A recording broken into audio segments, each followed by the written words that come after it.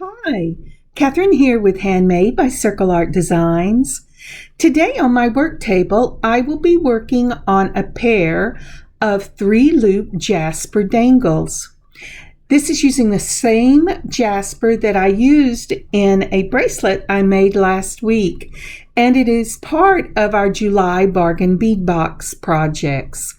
So let's turn our eyes to the mat and get started. So as we turn our eyes to my work table, I see my beautiful Simply Grateful mat.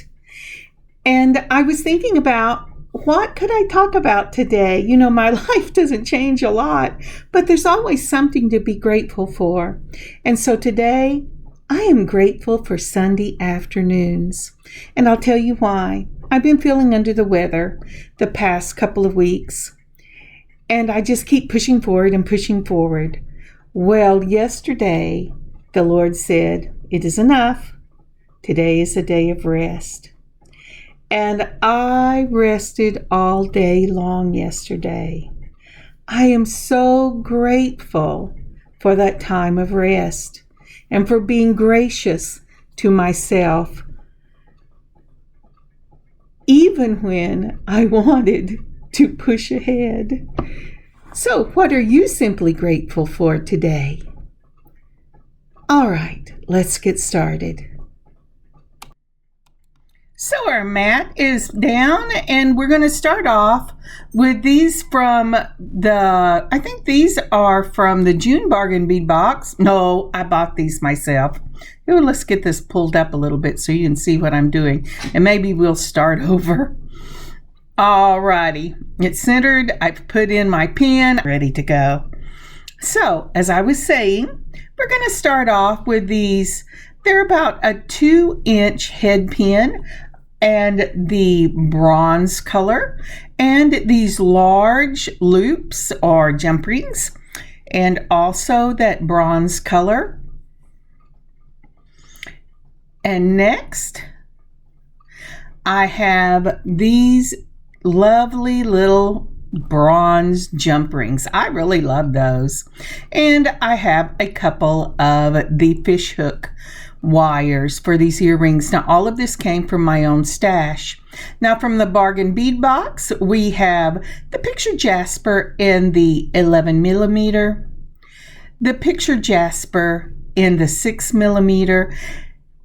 Aren't those pretty? Now remember, the pretty thing about these is each one is different and all sides are different. And then this red jasper rondelles, also from the Bargain Bead box. And that's everything I'm going to need for these earrings. Oh no, not everything. I forgot. Now, I didn't use a lot of these, and I'm sorry, my hands are shaking. Whenever I filmed this, I was having a bad day for the handshake. But these are 11.0 in the copper. Now, one of the things you will notice about your seed beads is sometimes a seed bead will not work on the very bottom. And that's the problem I'm having here. Sometimes you can take pliers and go ahead and wiggle it down, but this seed bead is saying no way.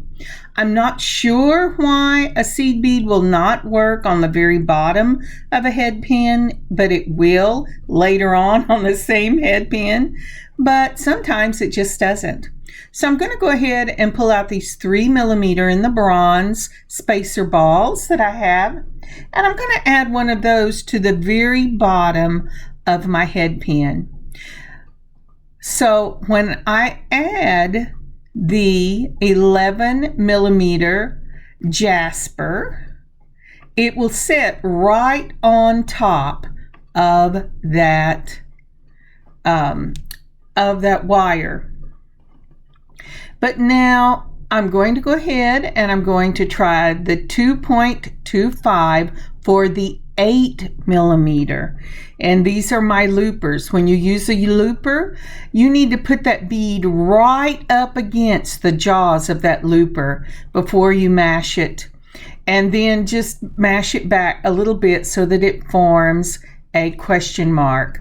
And then using my straight nose pliers and my chain nose pliers, I'm going to take and close this loop right up against this bead.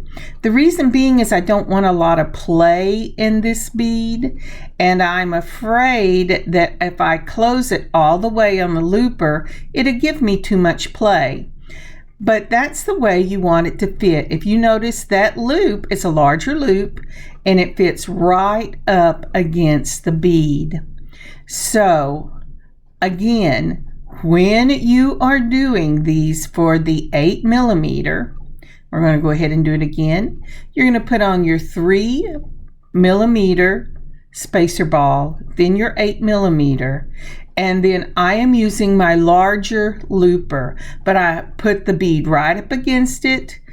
I close it up, or almost close it, because remember, I want to make this slightly bigger. And then if I get my hands back up in the right place, well, kind of. Sorry about that. You're going to go ahead and begin to close that loop, but don't close it all the way, because you want that loop to close right up against your ball, the bead, so that it makes a tight closure on there. And those are both of the 8 millimeters. And to tell you, I will not be using the 2.25 on these little 6 millimeters. I will go back down to my 1.25. So again, for the same thing, I'm going to put on a 3 millimeter, and then I'm going to put on the 6 millimeter, just like that. And I'm checking to make sure there's going to be enough room for that to hang. And if there's not, I will go ahead and take off, and that's what I did. I took off the little ball, and I'm going to check it this way to see if there's enough room for it to hang in my loop, and there is. So what I will do is I will pull out these 1.25 loopers. Now when you use a looper, bring it across the jaws and into the little hole across the way, and then close it up. And if you can see, I'm not closing it all the way because I want to be able to control where this loop is going to close up against my bead. So I have gone ahead and made the little U around it. I'm going to go ahead and take my my chain nose pliers, and I'm going to close it up just like that. And once I get it closed, then I will take at the very base, I didn't do it, but I will before I put it on, and bring it back where it sits over the middle. Now you don't have to do it every time, because sometimes it just sits right at the middle, but this one I looked at it and I went, that is not sitting right over the middle. I'm going to have to take that and put this in the little hole and bend it back a little bit so that I can get the loop right over the middle of the bead. Because if you don't get it centered in the bead, your bead will kind of hang whopper-gaggled. Is that a word anybody even uses anymore? Well, it's still a word that we use in my family, so I don't want this bead to be whopper-gaggled. All right, one more time. So I put the spacer balls on the 8 millimeter, but I am not putting the spacer ball on the 6 millimeter. I brought it across the looper. I mashed the handles together so that enough that it cut the wire and started the circle. Then I'm going to bring it up a little bit on my straight nose pliers to get a larger circle than what the completed circle would have been if I had closed it on my looper. That way I can snug it up on the bead. And that's a good picture of it. So I'm closing it up just like that. Now, a lot of times, if you will take your chain nose and you will put it on the back wire, but the one that's closing up around it, if you will get under it as opposed to on the same plane, it will make your circle close up better, and it will keep it from running over. So, and that's what I did here, and that's not what I did on the first one. And so you have them in the right spot. Now for the next loop, and I'm making enough of these, not loop, for the next charm, I am making enough of these components for both earrings. So I put on a 3mm spacer ball, and then these beautiful red Jasper rondelles. Then using again my 1.25 loopers, I'm doing the same thing and just closing this up, and then I'll have to back it up a little bit so that it will, once it's closed, so it will go over the top of the bead and be centered. And you know, this is the little fiddly part. And you know, people that can just do this and go, wow, and it's done right away, I am so impressed with, but I am not one of those people. How about you? Are you one of those people? But there you go, it is done. And then this is the last one and this will be all the components you'll need for both earrings. So again, I start with a spacer ball, and then I'm going to put on the red Jasper rondelle, and then I'm going to use my smaller looper, holding it snug up against the looper. I'm going to almost completely close the circle, just enough to cut and start the loop. Then I'm going to put in my straight nose pliers, and I'm going to pull this loop down so that it's touching the top of the bead, so it's nice and snug. I love a looper, but with loopers, even when you put your bead right up against the jaws, you get a little play in it. And I didn't want any play in these beads. So for the next step, I'm going to pull out 3 of our 10mm antique bronze jump rings. Now with these jump rings, you want to make sure that the ends are touching. A lot of times one side will be cut at an angle, and it's okay as long as some part of each side of that jump ring is touching so that nothing comes out. Now this is the way I am going to lay out the charms. Now you notice I put that bottom one, the 8mm on the bottom, but I end up going ahead and putting it inside the rings. So here we go. So taking 2 of these jump rings and opening the smaller of the antique bronze jump ring to put them on that smaller jump ring, I'm going to put on my 6mm Picture Jasper, because I really want to make sure that this is going to clear, and see how this is going to hang on that 6mm jump ring. Okay, taking another one of the small jump rings, I'm going to hold it between 2 of these chain nose pliers with a twist of one side of the wrist. I'm going to open the jump ring, and now I am putting on the component, starting with the bottom that I have just put on that has no bead on it, adding a second of the large 10mm and the 8mm Picture Jasper. Oh, it slipped out off of my curved nose pliers, which is the best I have for getting into these tight little spaces. And I'm closing it up, make sure it's closed. And then I am going to lay it down and see how that works. Now, so we have the middle of the jump rings and the end of the jump rings, and now it's time to go ahead and get ready for the top. The first thing I do, because I like my earrings to face forward, is I'm taking the loops on my ear wires and turning it to face the front as if someone was looking at me. Now I'm going to go ahead and take one of the small jump rings again in that beautiful antique bronze. I'm going to open it up. Actually, what I'm doing here is my eyes are saying, I can't find the little slit. But there it is. Open it up with a twist of one wrist, hold the other steady. I'm putting on the top of those 10 millimeter antique brass jump rings.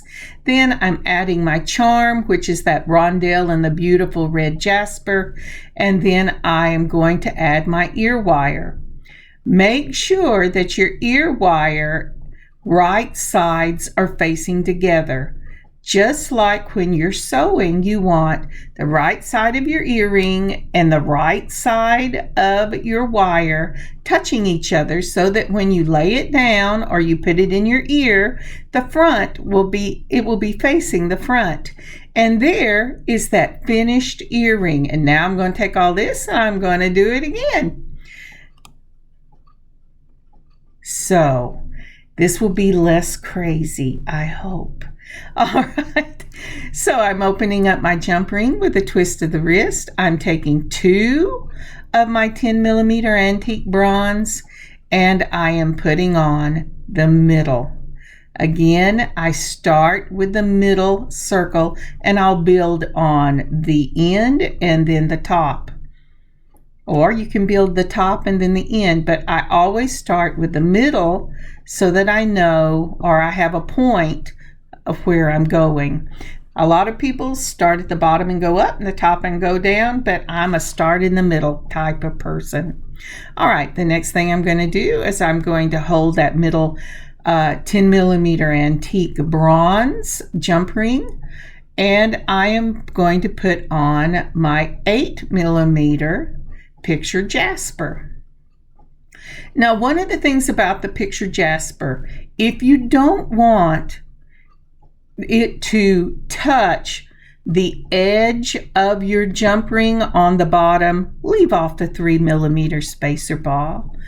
But I like it because it can't go anywhere. That one is right there and it's always going to tell me where the front of my earring is. All right, again, using the same fish hook ear wire, I'm turning it to the front. Be very gentle when you turn these because you can snap them real quick if you're not. If you just take it and go, rit, it's twisted, well, it's going to go, rit, it fell off. So, okay, here we go. So I've opened up the jump ring. And I'm putting on the 10 millimeter jump ring at the top. And then I am putting on my rondelle to go in that one. And again, with the right side spacing, and I can tell what is the right side because of that 8 millimeter at the bottom. Then I'm putting on my ear wire and I'm closing up this jump ring. Now, when you're closing jump rings, if you will take your finger and just touch the top, if it's rough, it is not closed. And this is the finished product of these 3 Loop Jasper earrings. I know I haven't said it yet, but would you please like and leave a comment for this video? And if you haven't subscribed, would you please subscribe to our channel and click sounds so much nicer. Click the notification bell so you can keep informed when we put new product up. This piece will be up in the shop at circleartdesigns.net. I want to thank you so much for joining me. Won't this make a beautiful pairing with the bracelet that we did last week? I think these are gorgeous. They're easy to make, but they give such a earthy presentation, and I love them. And here are pictures. Again, thank you for joining me today. I hope you have an amazing week and a wonderful, wonderful beading adventure of your own. God bless you, God keep you safe, and I'll see you later in the week. Kathryn, handmade by Circle Art Designs. Bye, y'all.